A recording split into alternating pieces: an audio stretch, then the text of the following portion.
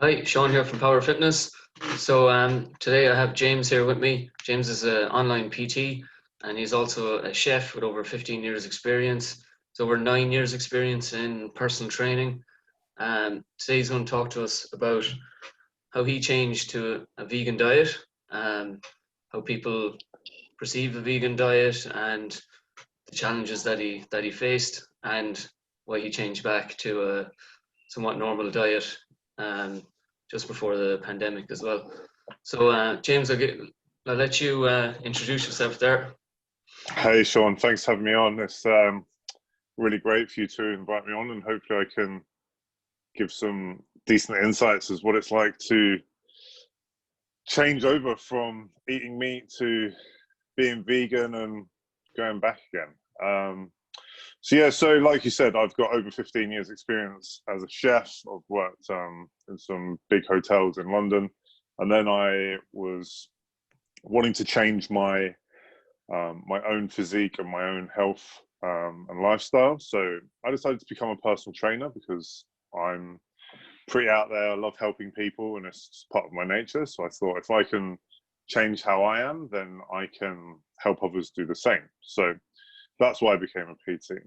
But I've always kept in both professions. I've always been doing PT and chefing at the same time, and they go very well hand in hand. Like my techniques with helping people cook really help to simplify things when it comes down to making simple food switches from high calorific foods down to low calorific foods, which obviously result in losing body fat, altering body composition, which also in turn give people confidence, feeling healthier, fitter, stronger.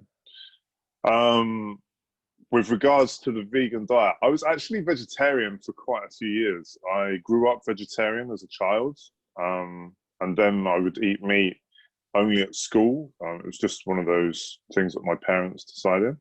And then I left home and I then started eating meat just all the time because it was there. It was just an abundance, and there's also a big stigma around it. There still is a big stigma around it.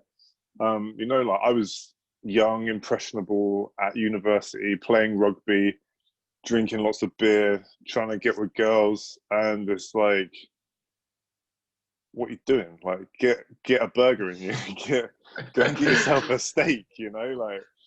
And that's very funny because James is maybe 6'2". How tall is he? 6'7". Okay, yeah, 6'7", and he's like 110 kilos maybe. He's a big guy, like strong guy. And it's funny that you said you don't eat meat because people think straight away alarm bells goes off. Oh, he's vegan or vegetarian. He's not getting his protein in. Yeah. You don't build muscle, you lose muscle. But it's funny that you grew up mainly on a vegetarian diet, and you still got to that level of university rugby. Yeah. It never really like held me back, my diet. I did find actually when I started eating meat from about 16, properly 17, I put on a lot of weight. I became a very big boy very, very quickly. I went up to like, I think I must have been on the cusp of about 22 stone, 23 stone. I'm at 21 and a half stone at the moment, but I'm very, very different to how I was back when I was like 16, 17, 18. Like back then I wasn't doing as much strength training. I wasn't very rigid with like knowing what I was eating, understanding what to eat and stuff like that. But just to touch on like student diet. Yeah, student diet and actually I lived in an Irish household as well.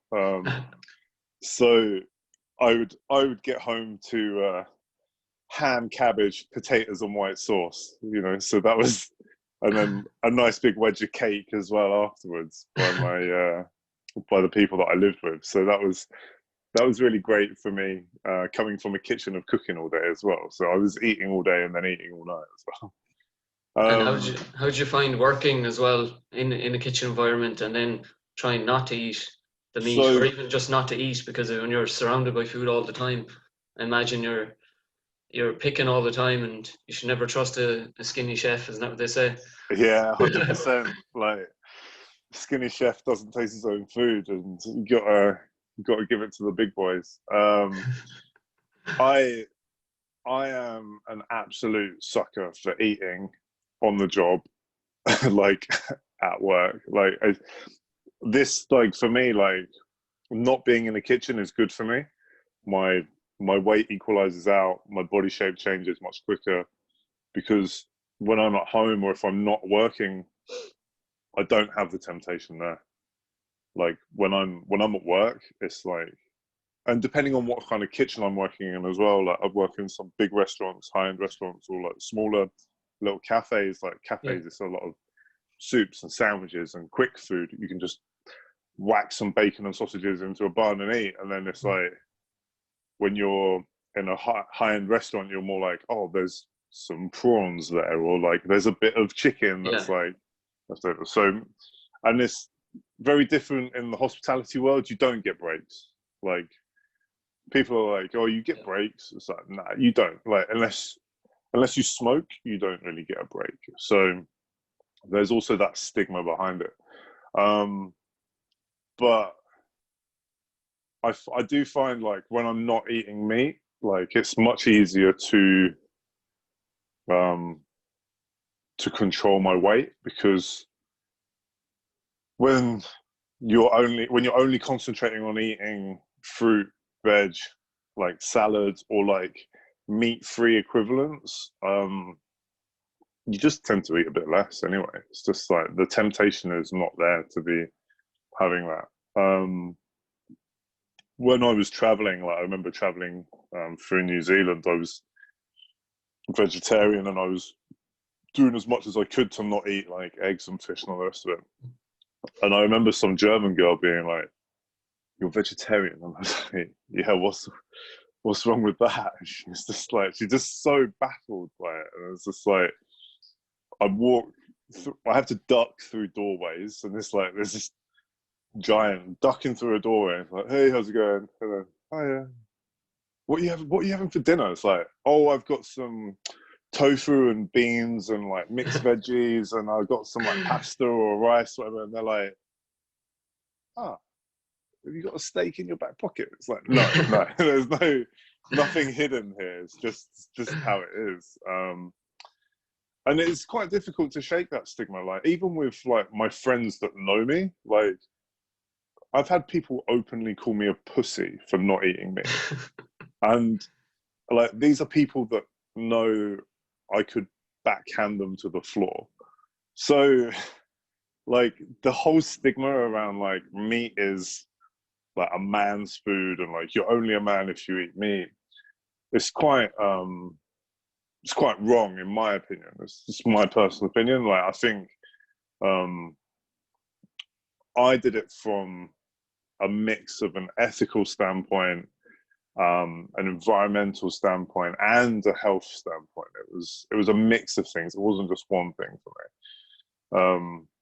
Like I think being in the crisis that we're in at the moment, like people are like, "Oh, we're saving the world." Like we're not consuming as much like greenhouse gases. We're not producing as much, and the the nuts and bolts of it are the meat industry does produce a lot of issues through that as well. And that's not me trying to be like, oh, protect the world, whatever. But that's just how it is. And from a health standpoint as well, it's like there's research done through Norway in 1941 to 1944 when the Nazis took over Norway. They wouldn't have let the Norwegians have any meat in their diet because meat is a Like a delicacy, or yeah, a yeah, delicacy, right? Sorry, and heart conditions and like problems within um, coronary heart disease build up, which is associated with meat, plummeted through that period. So mm, it's just like, well, if you, and that's just what happened. That's not yeah, like, oh, some fake voodoo. Um, So yeah, so I did it from that kind of standpoint. I found that um, when you're on your own, like doing anything in life, if you're one person trying to make a huge change, it's very difficult to keep consistent, to keep going, and to rub off the on the rest of the herd. And we're herd animals. Like we like to live in packs, Yeah, and um, we're very led by others. So if you're a single person trying to lead five other people to change, that change is so difficult. Whereas if you're one person and you speak to one person and you let that sink, and then that person changes one habit, but that leads on and there's a knock-on effect. You have like five people changing one habit instead of one person trying to change five people all in one go. of course. It's just like Corona. If you Yeah, give it to one yeah, person, they're going to give it to two. They're going to give it to six. You yeah, know, it's just like that, but with attitudes. If only attitudes spread as fast as Corona, we might yeah, we might literally. we might get somewhere. But again, you just have to be the change, lead by your own example. Mm, If people see, oh, he's not after losing any strength or any muscle, and he's actually feeling good. yeah. Maybe I'll give that a go. I know when I went vegetarian first, I tried it twice. First time wasn't that successful. I don't even know why I did it. I had maybe a few clients who were vegetarians. Like, okay, I better try it. They're vegetarian. Let's give it a go. I just ended up like eating Doritos and just way too many carbs. Did it totally wrong. But Total junk foods, vegan yeah, diet. just did it like the lazy way. I was like, okay, I'm not eating meat, but I'll eat like four slices Everything of bread or else. something. Then when after I came back from India, I was vegetarian over in India for 7 weeks, Mm. 7 8 weeks. I was over there. So when I came back, I tried it again. I was in Cork, where I'm originally from, for a while, and I remember going home. Mother had, I think she had steaks, and I was like, I'm not eating meat. Yeah, but I've steaks. Oh no. With the pork chops. No, I can't eat them either. What can you eat like? I remember the exact same issue coming from um, traveling again. Like I was in like Sri Lanka and India and like Asia. It's so much easier to Yeah, be so much easier. vegetarian and vegan because meat is such a delicacy. Like you don't like animals are kind of they're a luxury. And I remember I came home and I was talking to my dad's wife and was like, "Yeah, I'm good. Well, I can just have some soup, can't I?" I was like, "Have you got some vegetable soup?" She was like, "Yeah, yeah, but it's got chicken in it." It's like, okay, cool. Well, maybe we'll miss that. Maybe I'll just go for a walk. And I honestly, carrot sticks and hummus, we were Yeah. we were tight. We got on really well, you know, like. Whew. Because I lived off of carrot sticks and hummus for a while, just because of like going from different people's houses and them not understanding like I'm not eating meat, and it was just meat as well at that point. Like being vegetarian, it was like and trying to figure out like, oh, how can I explain without being a preachy. Yeah, or without being No one rude, likes no one likes you're a afraid you're preachy going to vegan. offend them or be rude. No one likes a preachy vegan. Like they're the worst vegans in the world, and I know I'm probably going to cop some stick for this, but find a different way of getting your message out than berating and belittling people because it doesn't work. Yeah, like Um, you've movies like the Game Changers documentary, and that got a lot of traction there yeah, last year. yeah. I think it's like it's to try and show the positives of being a good human. Like it shouldn't be a case of, oh, I'm a superior human because I don't eat animals. Well, great. There's criminals that go to church. Like that doesn't make you a good human. You know, like get over yourself. Like you're not superior. It's like you should be. Everyone should be on the same page of we're in this world together, trying to do the best we can. Um, and that's all I ever tried to do when I was being vegan and vegetarian was I'd have like friends talk to me and be like, "Oh, but why are you doing it? It's just so stupid. Like you're never going to make a difference. You're never going to make a change." And it's like, yeah, okay, maybe I won't make a difference and a change by myself, but just from talking to them, like I remember, like over time, things started to change. Like I remember one of my mates just being like, "Oh, I'm just going to have like a vegetable pasta salad tonight," and I was like, "What?" And this is a guy who would like come at me with, "Well, I just want ribs and meat and steak," and I was like, "All right, cool, yeah, nice one." But eventually, like he turned around and was like, "Yeah, actually, it was quite nice to just have some veg, like, and not eat as much meat." So we all know that like a balanced diet is key. Um, but I think that's why I kind of changed back, because like I found it really hard to be vegan because I was constantly hungry. Like no matter what I ate, how much I ate, this is like going to bed at like 10 o'clock at night, eating a meal for 4 or 5 people, and waking up at 6 in the morning hungry. I was like, this is just not doing me any favors at all. I'm just like constantly hungry. It was doing my head in.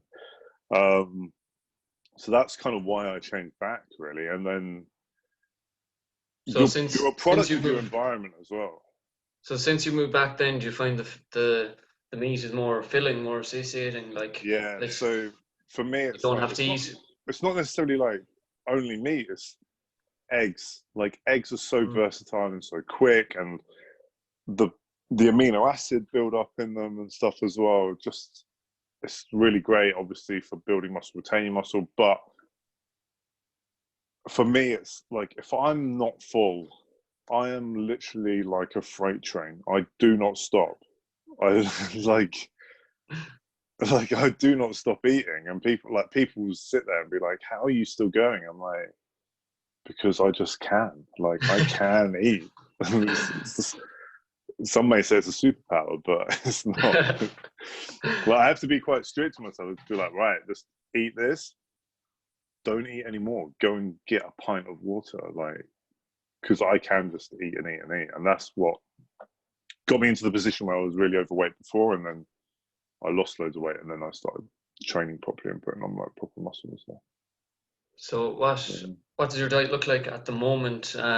Like has it changed much during quarantine? I know you're posting a lot of different meals that you're making for yourself and your housemates. Yeah, so for me, I try and have like a pretty steady, regular breakfast. It'll be either oats, chia seeds, peanut butter, and blueberries. My favorite. Because it's a good mix of fiber, carbs, and protein and antioxidants in one, and I like peanut butter. It's tasty. It's good. Yeah, it's good. And a decent amount of protein as well from the peanut butter and the chia seeds. Like it still ramps it up to over like 16 grams of protein, I think it is. So I have that, and my feeding times really depend. I don't have like set windows of timing. I know that I like to eat more later at night, so I do try to eat as late into the day as possible. But today, for instance, I had breakfast at 11 o'clock. And then just now I had a snack of 2 eggs with some mixed veggies and a little bit of chicken in a wrap. And then tonight for dinner, we've got turkey mince, and we're going to do turkey mince fajitas with like salad. Lovely. So you keep it kind of three meals a day, kind of a thing, maybe a Yeah, snack at late at night or yeah. But I sometimes will try and mostly have like 2 meals a day. It'll be like I like to try and have like my first meal 1 o'clock, sometimes later, and then I like to have like a main meal. Like I'm a main meal kind of. yeah. You're not a picker. You don't eat like a bird. You're a No. giant. You don't make no friends with salad, but Yeah, actually, I do love salad anyway. Like, and you can actually eat like huge amounts of salad because it's just so low calorific. So it's yeah, awesome. big time. For anyone who's trying to lose weight, salad, vegetables, you can just eat them. Your Vegetables, jaw is sore. You're like, oh, no more vegetables. But it yeah, fills you up, and the more you chew, your brain is like, oh my god, I'm still eating, and thinks it's full. So it's yeah. a little life hack. I've been like reducing my carbs out of like my rice and pasta dishes and upping them with just side vegetables. Because obviously, like I'm not as active now as what I normally am through my day. Like I'm normally on my feet for about 15 hours a day. Um, whereas now I'm like, oh, I get to sit and read and Yeah, just write programs and do stuff on my websites and all of that kind of stuff, which is predominantly sitting for me. And then I go for like a 1 hour walk, and that's about it really. And then I'll train at home with like what limited equipment I have, and that's about it really. Whereas normally, like my day starts at 6, and I don't get home until 9 o'clock at night yeah. after It's the life of a PT or a chef. clients and everything. So yeah, it's actually been quite good for me. Quite enjoying it. That is a good point though. That people, they're not going to work, or they're not working as much. So then there's pros and cons to that. Obviously, you're not moving as much. So then, right, you need less food, but then you're at home. So the fridge is always there. You're not Always full, set yeah. in your routine as well. But also, good point you made was that you're catching up on other things. I know I'm catching up on my reading, catching up on my studies. Yeah, That otherwise I just put on the long finger. I'll be like, okay, I'm off Friday morning. I'll do it then, and then Friday morning might roll around and I'm so tired that I'll be like, oh, I'll just have a sleep in. So like here, you just gotta get into that routine. You sound like you've a pretty solid routine anyway. And it's yeah. I important tried to. as well. Since day one, I've tried to just keep it. Get up at 7, have a read of my book, have a coffee, and then from there it's like go and have a walk, get on with your day, study, like upskilling, like is so important right now, especially for us in our field. Like you Big don't want time, to be bro. coming out of this the same person. You want to be coming out of it Exactly. more empowered, more knowledgeable, giving more value to your clients, and being able to say, 100%. look, I can change your life in a much more positive, quicker impact than what I could before, and that's only a good thing, really. Exactly. It comes from experience, and it comes from having the time and the facility to read and knowing what to read and who to follow and all of that good stuff as well. And what I say to people now is be selfish but in the right way. So be right. You have the time, so I have to read, or I get to read. Not like I have to, but you get the Yeah, privilege of reading. Take some time for yourself, whereas reading, going for a walk, listen to your podcasts or whatever it is, getting your workout in, always very important as well. And of course, spending time with your family members if you can, or getting on a Zoom call like this. yeah, Um, yeah, definitely. like be selfish, because the more you can help yourself, the more you can help others. Like you can't give from an empty cup. Yeah, definitely, definitely. But yeah, just to touch from a strength kind of aspect from going on like the vegan diet we went back to. I personally didn't notice any difference within my strength, within my lifts. Like always been able to stay like throughout that time. So you kept your strength consistent, and did anything like else in your training change that might have affected a new program or anything like that, or your No, training? I decided to keep this. I wanted to keep like the same kind of style programming, how I like to train, because I didn't think it wouldn't be fair to be like, oh, I'm going to swap over to a new 6-week strength program or like a muscle building, like hypertrophy building program, and then try and compare like how I was and how I have been previously. I think, to be honest, from a personal standpoint, within strength and muscle building, it's all about the consistency. And like, you can have the best program in the world, but if you don't be consistent, you don't put in the effort, guess what? You're not changing nothing. But you can have, like, someone could write you a half decent program. It could be even a shoddy program. But if you give 100% effort and you're consistent of training 5-6 times a week, guess what? You're still gonna see results. You're still gonna see changes in both strength and like muscle gains across the board, really.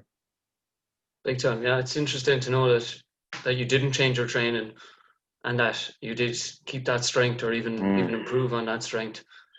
Yeah, I'd say I'm stronger now than I've ever been.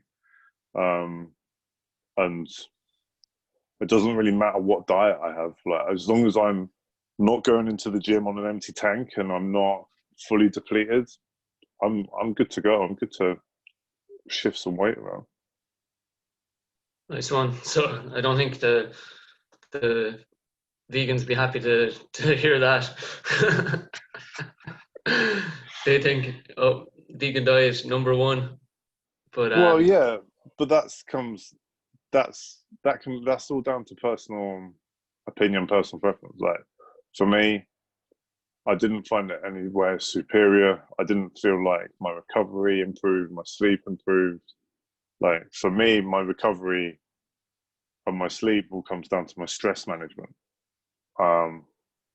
That's my biggest thing. But that's just me personally, you know. So, and like, I can't sit here and talk for every single person that tries being vegetarian or has a go at being vegan. Like, I've worked with one guy in my local gym who's a footballer, and he's adamant that the day before he plays a game, he has to have a full vegan diet because he performs better. And I was like, that's interesting. Like, it's interesting to know that, and that it works for you. But for me, made no changes. I didn't feel like I was superhuman or super strong. I didn't all of a sudden go and put an extra 20 kilos onto my squat and my deadlift in a week. It was like, no, my progress came from being consistent in the gym and still hitting my numbers and understanding my programming and my periodization. That was it, really. Exactly, 100%. But I suppose, yeah, you can see where he's coming from. Maybe he does feel a bit lighter. Maybe he's kind of cleared out a bit, I suppose. He doesn't. Yeah. Feels that maybe it's psychological. He feels he's not like clogged up with meat. That he's just, you feel light. Like in the summer, it's warm. You don't feel like having meat. You feel like having something light, like a salad. Maybe that's his thinking behind it. That he just feels lighter on his feet. But Yeah, for him, go for it. Like each their own. Like, again, like, we're not here to say this diet is the best or this one's the worst or whatever. Go out and try it yourself. Trial it all out, because you don't know unless you try it. All life is just trial and error. Yeah, definitely.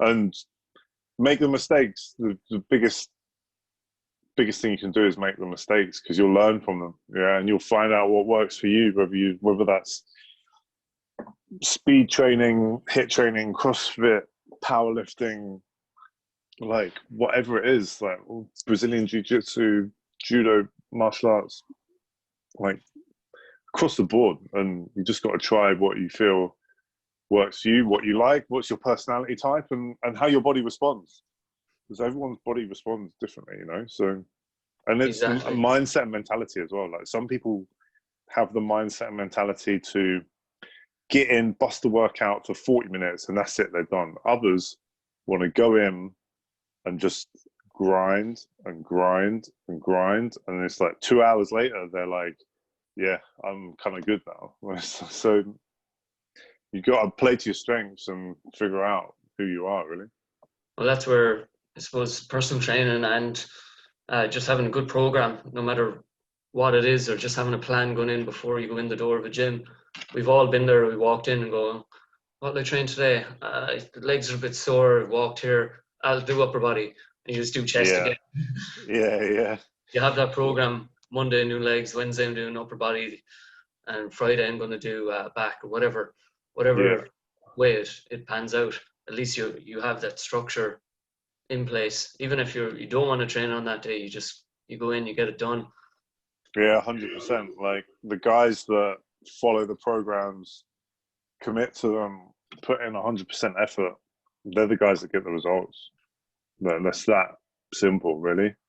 Like if you wishy-washy about, if you don't commit, if you half-ass it, guess what? You're going to get half-ass results. So you're not going to see the changes that you want to see. Like I find it really amazing when I'm in the gym with some of my guys and people will come up to us and be like, Jesus, you're looking amazing. And it's like, yes, because he's listened to what I've told him to do. And guess what? He's executed on it. So it's just like with anything in life, you know? That's true. That's one part of our job, of our career that's the most fulfilling. That if you have a client come back to you and say, "Oh, I haven't seen this person in 6 months or 8 months," and they said, "I'm standing up taller and I'm looking a bit, you know, they say my chest is looking a bit bigger. I'm after losing a bit of weight around my tummy or whatever," or that they just feel more confident. Then that's where you're like, good. Thank you. My work here is done. You're like, give yourself a pat on the back. Yeah, definitely. Yes, that's definitely probably one of the most rewarding parts of the job. And also for me, because when you get the messages from clients that are like, I'm so glad I decided to come and train with you. You've made such an impact on my life, just not in the gym, but outside the gym, within my family and within how I feel within me as well. For me, there's nothing more rewarding than that. It's really awesome. 100%. Like personal training is not about you have to eat this many carbs today and you have to do this many push-ups, this many squats. It's nothing. It's the same with my classes in power fitness. People come in to sweat to get a good workout in that 45 minutes, but they come in, they bring their friends with them. Some of them get babysitters so they can come to the class. And sometimes I have to kind of always reinforce that in my head, that if I'm like, oh, this is the 10th class I taught now this week, oh, right, I'll just try the circuit. But I have to think, no, like that's, all right, the circuit, the exercises are one thing, but they've gotten a babysitter, they've gotten their husband or wife or a neighbor to look after their small kid so they can come down here for an hour and train. Like that's huge. Like yeah, of course. The trouble that they've gone through just to get here, I have to be on the ball and give them my energy. And that's where it comes back to me, where I have to make sure I don't burn out. And I know you've worked 12, 14, 16-hour days as well between PT and chefing, and it's very easy to burn out. Yeah, it's hard, but you have to. I think that comes back to knowing yourself and knowing like who you are as a person and how you talk to yourself. Like you have to have that internal conversation. Like, because I like when I go into like one of my heavy lifts, I really have a conversation with myself. I'm like, right, you gotta get this now, because otherwise someone's going to be angry. And that person's going to be me. Yeah. And you have to deal with this fella later. yeah, you've got to be the one that's standing in the shower crying over all of this. So I do have like a chat, like sometimes, if you back to back people and you're like, right, this is my 4th client in a row. You're like, okay, cool. But you've just got to bring it. You just got to bring the thunder and know that they may have had the worst day in the world, and you could be that light for them to then release and make themselves feel amazing as well at the end of it. So I know what you're saying with that, and it is hard, and it's sometimes difficult to remember when you're in the firing line, but you got to try and pick up the pieces and get it going. Exactly. Like, and we're such a simple people, like that. If you're angry or upset or really happy, if you just get a sweat on, you're like, oh, you just change your state straight away. Like, 100%. Like every time you go to train, nearly every time anyway, for me, I'm like, oh, could just go watch Netflix, like watching Money Heist there now, could just watch another episode of that.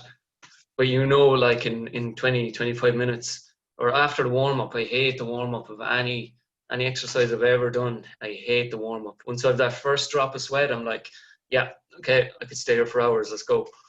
Yeah, I think the biggest thing is do something for 2 minutes. If you can withstand it for 2 minutes, guess what? You can withstand it for another 20 minutes. If you can withstand it for 20 minutes, you can withstand it for another 20 minutes. Like it's just that start. It's that initial part of starting and getting going. Is that your rule, like the 2 minute rule? Kind of, yeah. Like I'll do something and I'll be like, right, 2 minutes in. But generally, I'm pretty good at like just getting in and knuckling in. Like I'm like, right, yeah. You just hit the grind, like grind it out. My big one is if I'm studying, I just put a timer on the watch. I'm like, Right. 5 minutes or whatever, and then 5 minutes goes off. I was like, oh, that's halfway through the sentence. I'll just finish this paragraph. I'm like, oh, what's the next part? Or the same with a book, like you're like, right, half an hour, or I'll read one chapter. And then next thing you're like, actually, I'll just read another one, or or someone calls you away and you're like, oh, I can't. I have to read this. Yeah, practice makes perfect, I don't know, it sounds stupid, but I used to do the same thing with setting a timer for my books of reading.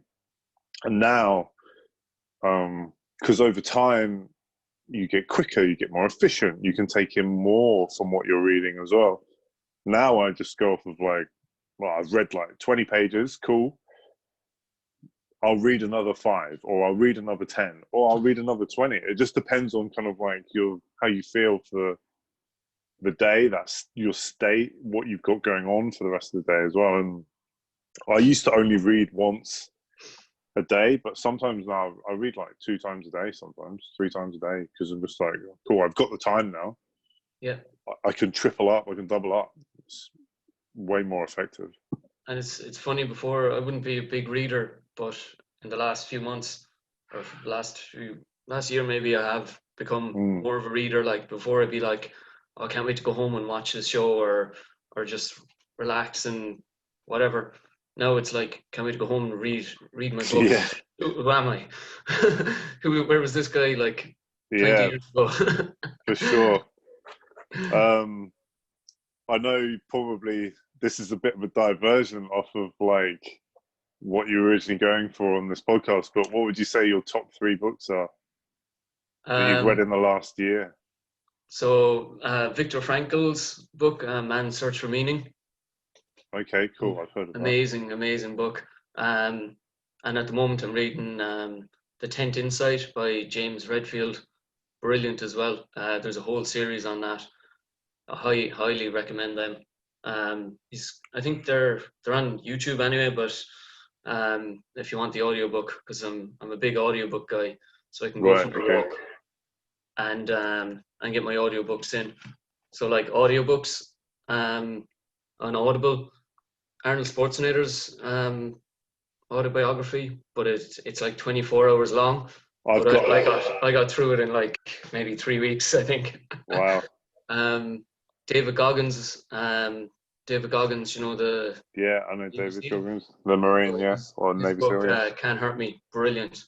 Right. Absolutely amazing. And actually, just one more audiobook by Josh Waitzkin, The Art of Learning. So this guy was a chess champion when he was younger, and then he transitioned over to martial arts, to like a push hands martial arts, and now he's a black belt in Brazilian Jiu-Jitsu as well. But it's just so interesting, that book. Yeah. Like the movie Searching for Bobby Fischer was about him as a kid. Okay. But like it's just crazy, like his upbringing. He's like 9-10 years old, and he's playing like these Russian champions who are like 50 or 60 years old, like these grandmasters in chess. And it just shows how his learning process and how he changed from being a chess champion, like basically his whole life, to now going to martial arts, and he's a beginner again. He's not like, there's no cameras on him, there's no one like, you're the best. It doesn't matter if he loses, like there's no pressure. Yeah. Whereas in chess, if he won, oh yeah, you were expected to win. If you lose, oh my God, it's the end of the world. Whereas here, he just loved being a beginner again, which Interesting. martial arts teaches you every single day. I know from jiu-jitsu. Yeah. You think, oh yes, I got this move now. Yeah, I'm gonna try it now on the coach, or try it on this person. You try it and they just do a defense to it and get you in something else. You're like, crap. It's quite interesting because, like, I view martial arts and things like judo, jiu-jitsu,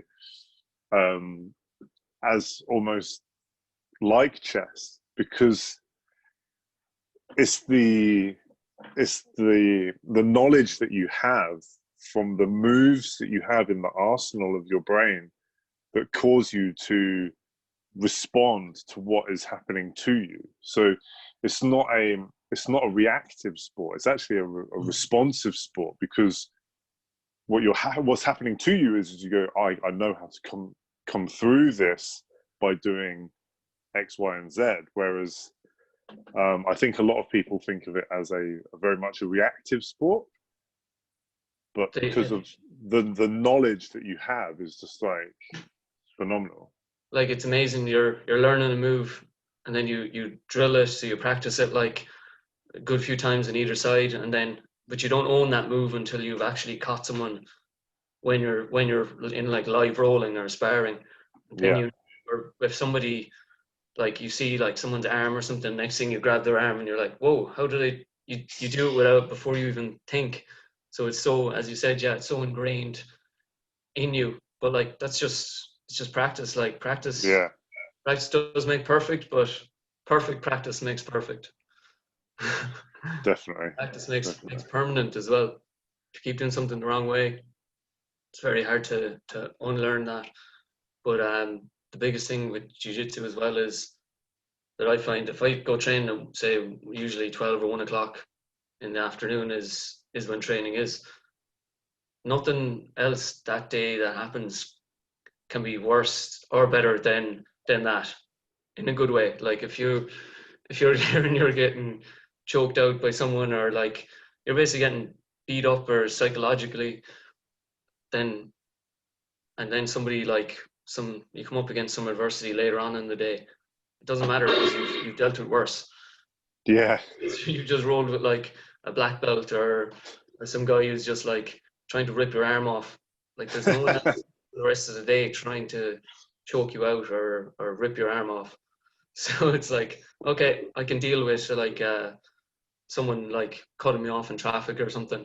Yeah, for sure. It's Puts funny. things in perspective a little bit, right? It's you learn it and hope you never have to use it. Well, in real life, I suppose. Yeah, definitely. So that's awesome. Brilliant. It's been great chatting with you. And you, thanks ever so much. I'll leave you off to the rest of your day. Jeez, we went a small bit over on time, but your luck, happens. Yeah, it's all James, good. just where can we find you if we're looking for you on social media and wherever else you're on? Cool. So just my social media handle is just PT Chef James. That's on my Facebook. On my Instagram is the same, but just underscore between the chef and the James. Pretty easy. And yeah, that's about it, really. Cool. I'll put the link in the description here, and if anyone wants to see, because you got some tasty recipes as well up on your Instagram and Facebook. Yeah, and I'm always trying to do some. I'm always trying to do some recipes and putting up the food that I'm having and stuff. And I do like some Facebook lives of cook-alongs and stuff as well. So brilliant, nice different one. stuff. And you're also working on an ebook at the moment? Yeah, I'm just in the middle of sorting that out. It's nearly done, actually. I just need to get it kind of proofread and patched up, and then should be all good. But it's just very, very simple recipe book for people to follow along with like the calories and the macros as well. Brilliant. So keep an eye out for that. And yeah, definitely. Hopefully we'll talk again in the future. Thanks a million. Perfect.